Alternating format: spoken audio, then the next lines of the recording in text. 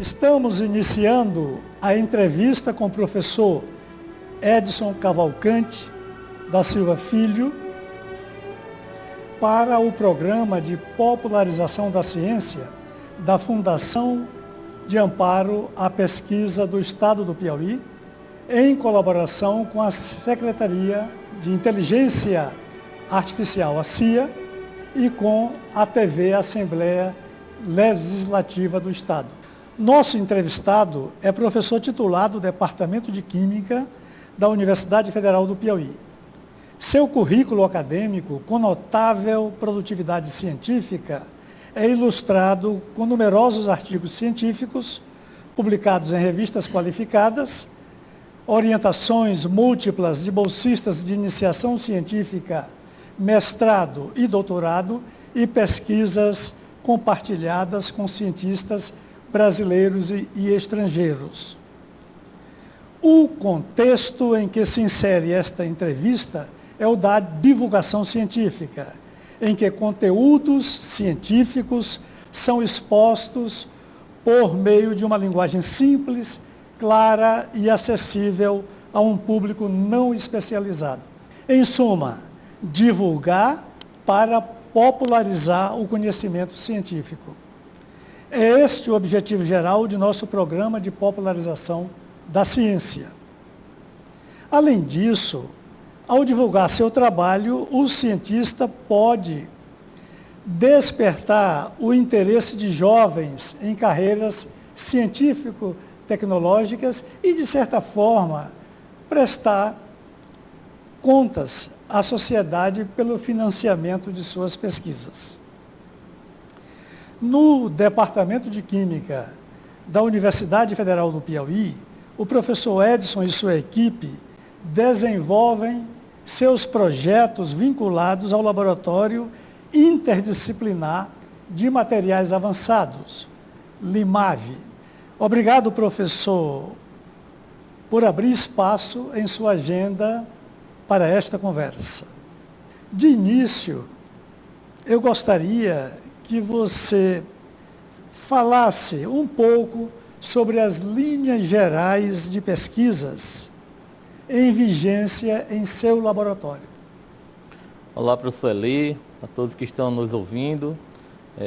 Primeiro, gostaria de agradecer a oportunidade de estar trazendo aqui um pouco do que nós temos feito nos últimos anos aqui na Universidade Federal do Piauí, com apoio da FAPEP, CNPq, CAPES, FINEP e de outras agências de fomento.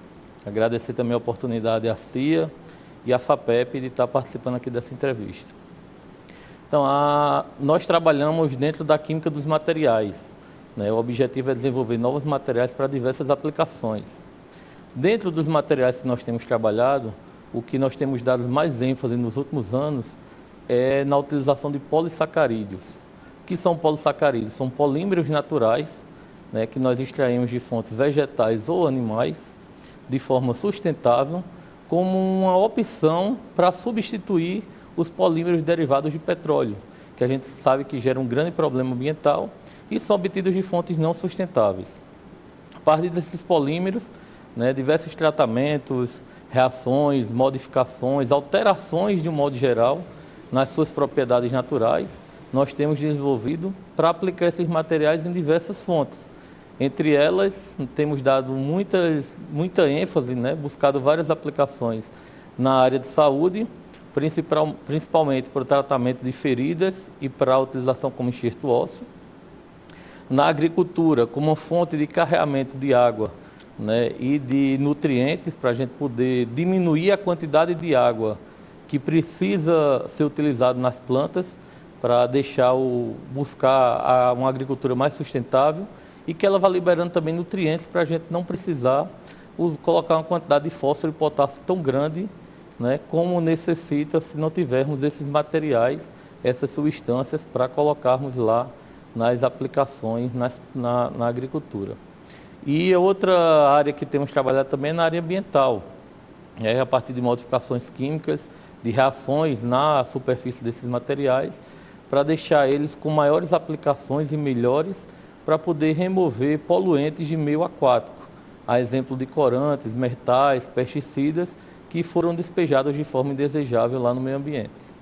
Em seu artigo sobre os efeitos antibacterianos, antioxidantes e outros da goma da xixa modificada, e considerando que o cerne da ciência é o método, a ferramenta utilizada pelos cientistas em suas pesquisas para adquirir conhecimento, seria oportuno, nesse contexto de divulgação científica, uma exposição sucinta sobre a diversidade metodológica utilizada nessa pesquisa.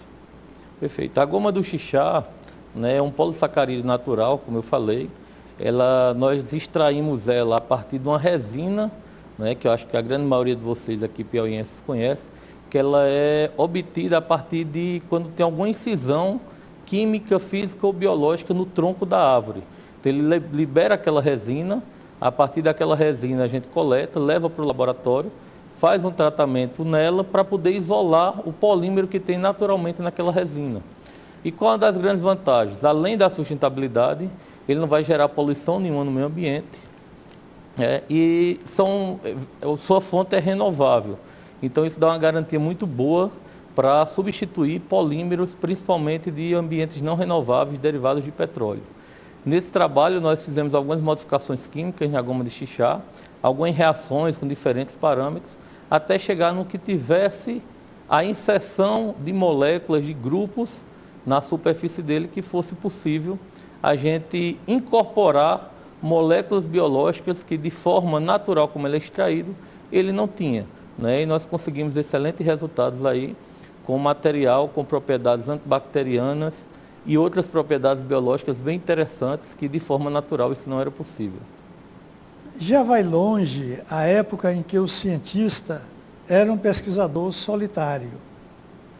Albert Einstein, por exemplo, publicou seus principais trabalhos, os trabalhos mais importantes, na verdade revolucionários, sozinho nas primeiras décadas do século XX.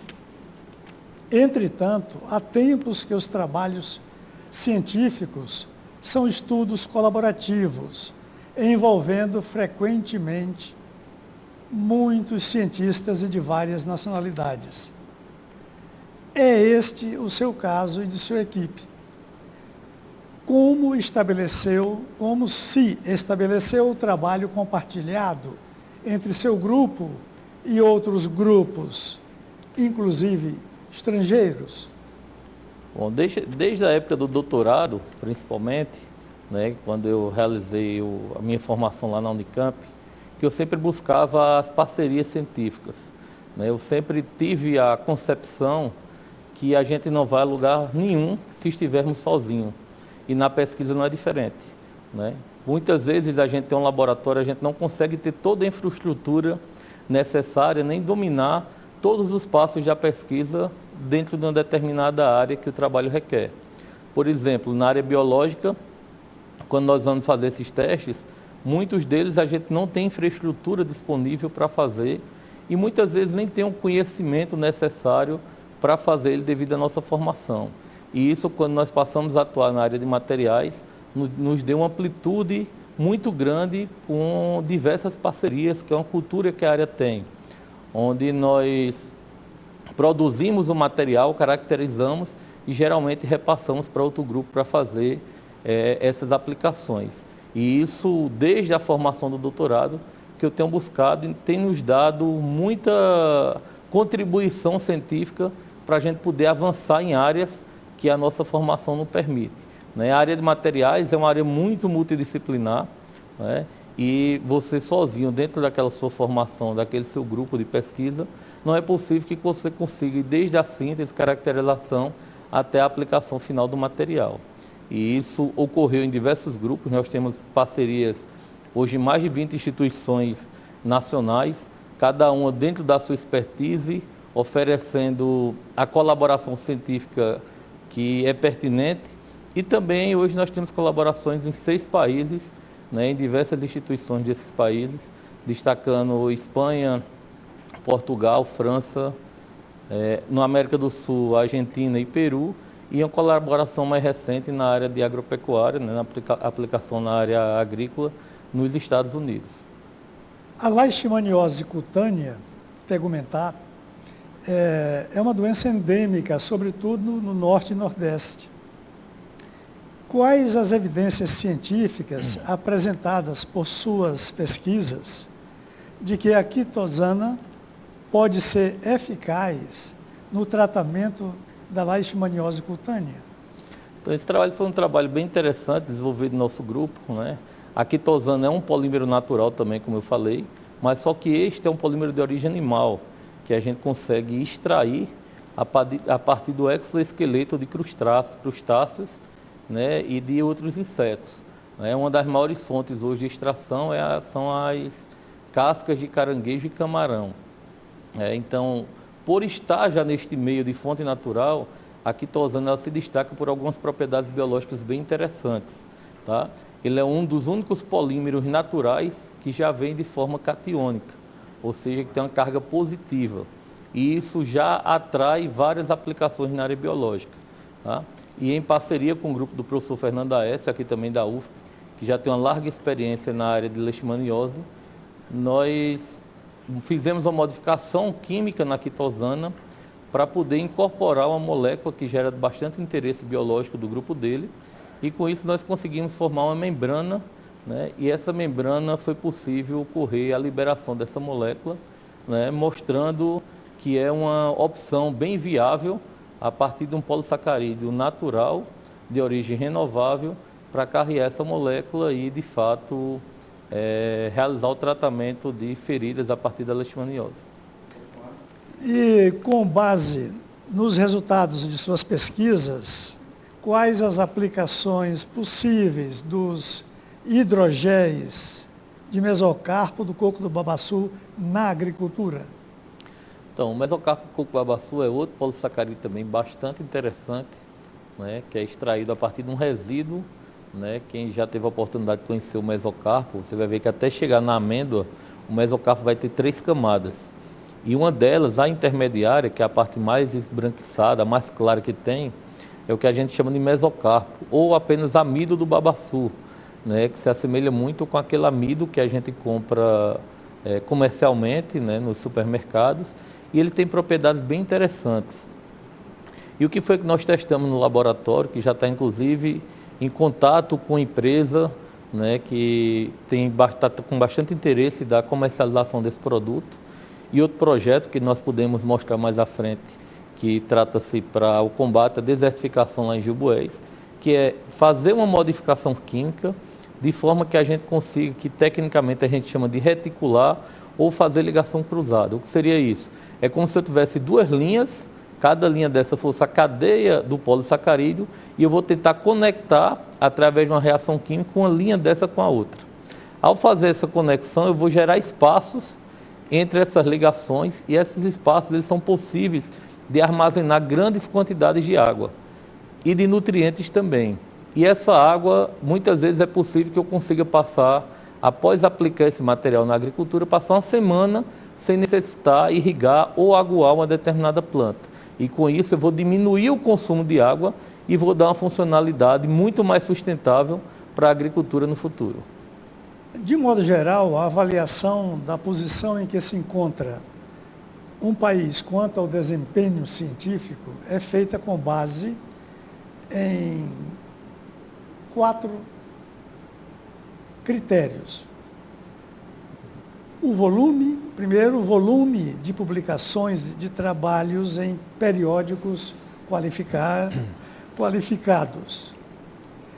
Segundo, o nível de investimento em pesquisa e desenvolvimento. Terceiro, a quantidade de estudantes que o país forma em áreas científicas e tecnológicas. E quarto, o número de patentes solicitadas e concedidas. Desses 4 indicadores, o Brasil nunca pontuou bem em 2 deles: pedidos de patentes e investimento em pesquisa. Seu currículo, o currículo do meu entrevistado, no entanto, mostra 11 pedidos de patentes. Aí pergunto quais são as patentes pretendidas. Então, durante todas essas patentes, envolve todo o tempo de trabalho que nós temos aqui na Universidade Federal do Piauí, que completamos 18 anos agora no mês de outubro. Tá? O primeiro pedido de patente, que foi uma das primeiras cartas patentes concedidas a um pesquisador que trabalha no Piauí, nós fizemos uma modificação térmica, um tratamento térmico no argila, que tem uma abundância considerável aqui no Piauí, no estado de Guadalupe, que é chamado aqui popularmente como atalpugita, né, e mais conhecido mundialmente como paligosquita. Essa argila, ela só se encontra aqui no Piauí, ela não tem abundância em nenhum outro estado do país. Depois do Piauí, temos ela também com abundância na Rússia, nos Estados Unidos e na Espanha. E ela é uma argila bastante interessante de se trabalhar, que ela tem um formato tubular, diferente das outras argilas, que geralmente elas são lamelares. Então nós fizemos um tratamento térmico, né, e aplicamos esse material no descoramento de óleo. O que seria esse descoramento?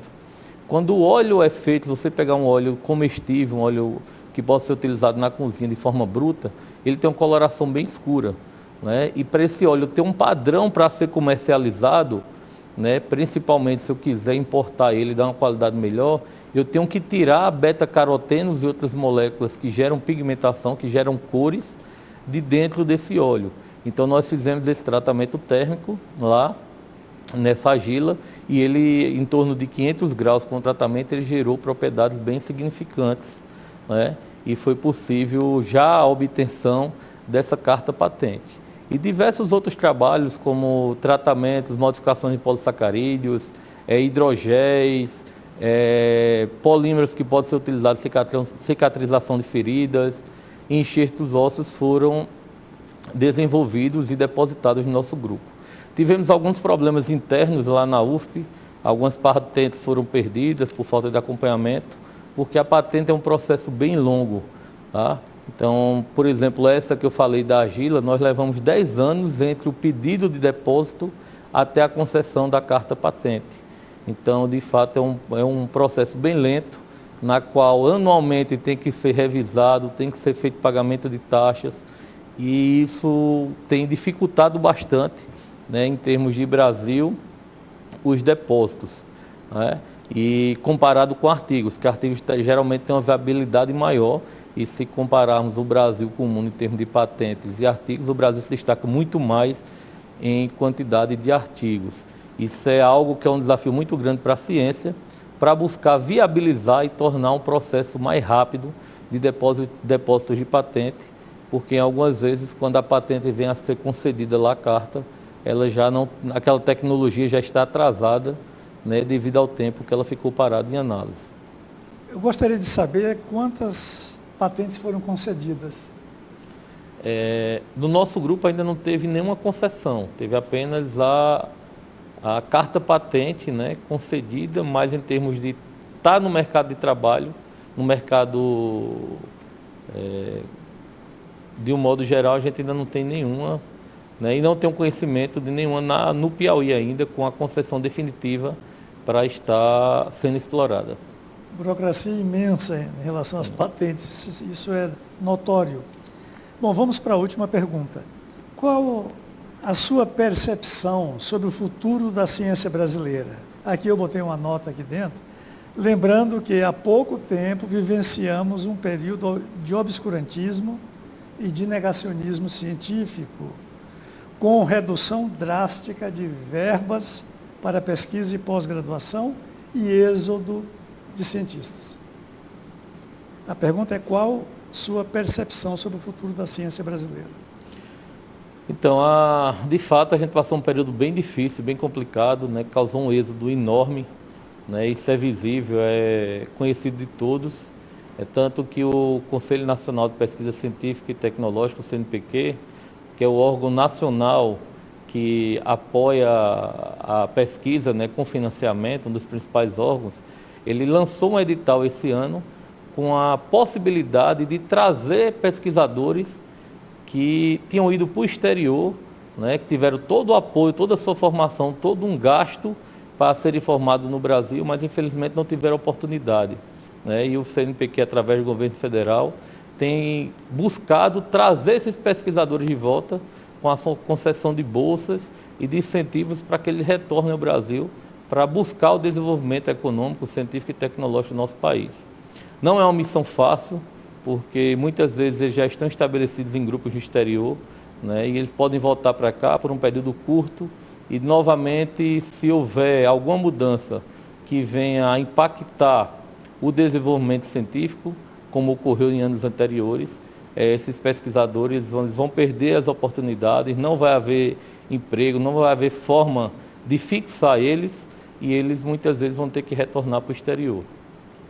Fazer pesquisa no Brasil não é fácil, é um desafio muito grande e a gente vê muitas vezes até nossos alunos dizer que não querem ter a vida que nós temos, porque de fato conseguir recurso, aprovar, publicar, orientar, dar aula, a gente tem muitas funções, prestar conta de projetos, são muitas funções e muitas habilidades que a gente tem que desenvolver com falta de apoio, muitas vezes até institucional, que nossas instituições federais também sofreram problemas sérios nos últimos anos, né, com falta de recursos, falta de contratação de pessoal, e tem sido um desafio muito grande. Então a gente espera, através dos governos estadual, do governo federal, das agências de fomento, como o CNPq tem feito, como a FAPEP tem feito um brilhante trabalho nos últimos anos também, a gente espera que essa realidade não retorne ao que foi nos últimos anos e que ela volte à curva que ela chegou até em torno de 2010, 2015, crescente e da forma mais exponencial possível, para que a gente não perca mentes brilhantes como nós temos perdido nos últimos anos. Pois é, um grande problema para a ciência nacional. Sou o professor Elias Silva, coordenador do Programa de Popularização da Ciência, e agradeço mais uma vez o professor Edson por essa entrevista.